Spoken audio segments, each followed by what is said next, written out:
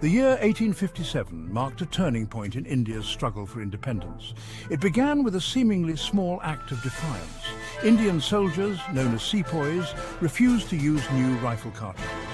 These cartridges were greased with animal fat, offensive to both Hindu and Muslim soldiers. This sparked a mutiny that spread like wildfire across northern India. The British were caught off guard by the scale and intensity of the uprising. The sepoys were joined by peasants, artisans and local rulers, united in their anger against British rule. While the rebellion was ultimately crushed, it left an indelible mark on the Indian psyche. The mutiny exposed the vulnerabilities of the British Empire. More importantly, it ignited the flame of nationalism that would burn for the next 90 years. The Mutiny of 1857 was a brutal affair.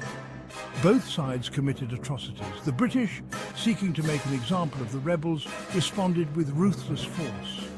Massacres were commonplace.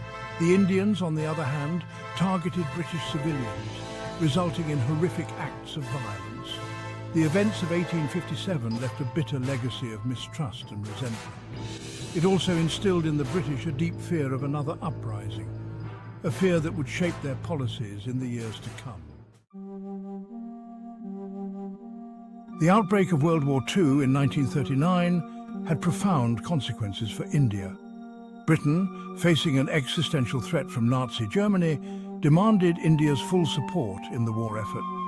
Millions of Indians were conscripted into the British Indian Army.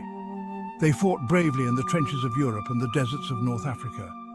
India's contribution to the Allied war effort was immense. Yet the war also exposed the hypocrisy of British imperialism. While fighting against tyranny in Europe, Britain continued to deny basic freedoms to its Indian subjects. This contradiction did not go unnoticed by Indian nationalists. The war also had a devastating impact on India's economy. Resources were diverted to the war effort, leading to shortages and inflation. The end of World War II saw Britain emerge victorious but exhausted. The empire was financially drained. Public opinion in Britain had shifted against the cost of maintaining colonies. For Indian nationalists, the time for independence had arrived. They argued that India had contributed significantly to the Allied victory and deserved freedom in return. The Indian National Congress, founded in 1885, had long been at the forefront of the independence movement. Led by Mahatma Gandhi, the Congress advocated for a united and independent India. Gandhi's philosophy of non-violent resistance, satyagraha, had captured the imagination of millions of Indians. He called for a mass civil disobedience movement to pressure the British government.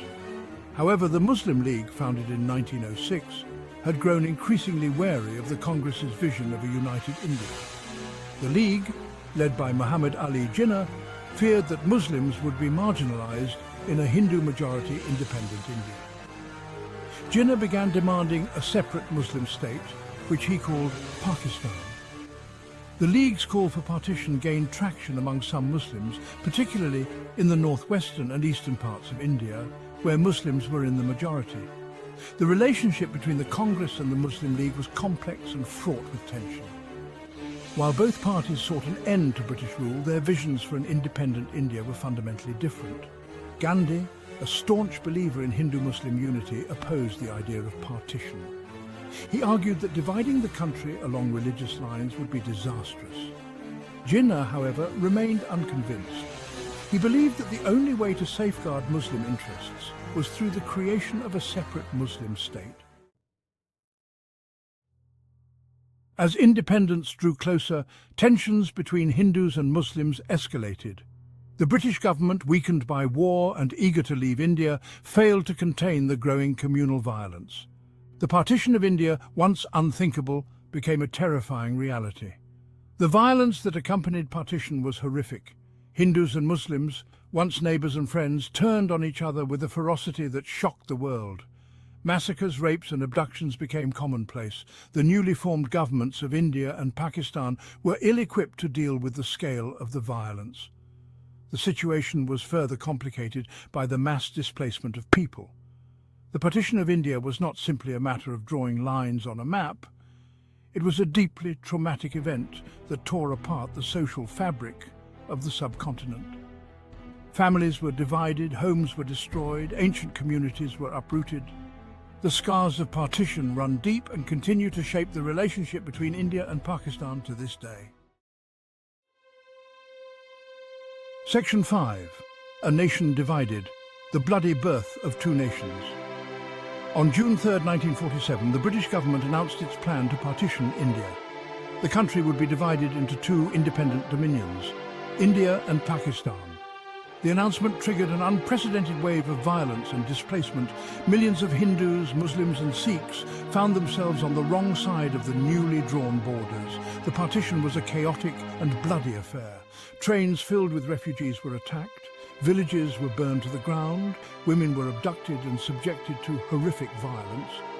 The death toll is estimated to be between 200,000 and 2 million people. The newly formed governments of India and Pakistan were ill-equipped to handle the massive refugee crisis. Refugee camps were overcrowded and lacked basic amenities. Disease was rampant. The partition of India was a tragedy of immense proportions. It was a testament to the failure of human beings to coexist peacefully. It also highlighted the dangers of communalism and the urgent need for tolerance and understanding. Section 6. Exodus. The largest mass migration in human history. The partition of India led to the largest mass migration in human history. Over 14 million people were displaced. Hindus and Sikhs fled from Pakistan to India. Muslims fled from India to Pakistan. They travelled by foot, bullock cart and overcrowded trains, desperate to reach safety. The journey was fraught with danger. Many refugees were attacked and killed along the way. Others died from starvation, disease or exhaustion. The images of this mass exodus are heartbreaking. Endless lines of refugees, their meagre possessions piled high on their heads, their faces etched with fear and uncertainty. The refugee crisis posed an immense challenge to the newly independent governments of India and Pakistan. They struggled to provide food, shelter and medical care to the millions of displaced people. The trauma of partition had a profound impact on the social and cultural landscape of both countries. It also created a legacy of mistrust and suspicion that continues to this day. Section 7. Scars of Freedom. The enduring legacy of partition. The partition of India left an enduring legacy of pain, loss and displacement. 75 years later, the wounds of partition have not healed. The trauma of that period continues to shape the relationship between India and Pakistan. The two countries have fought 3 wars since 1947, and the border region remains heavily militarized.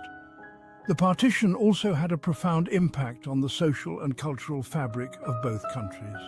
It led to the rise of communalism and intolerance.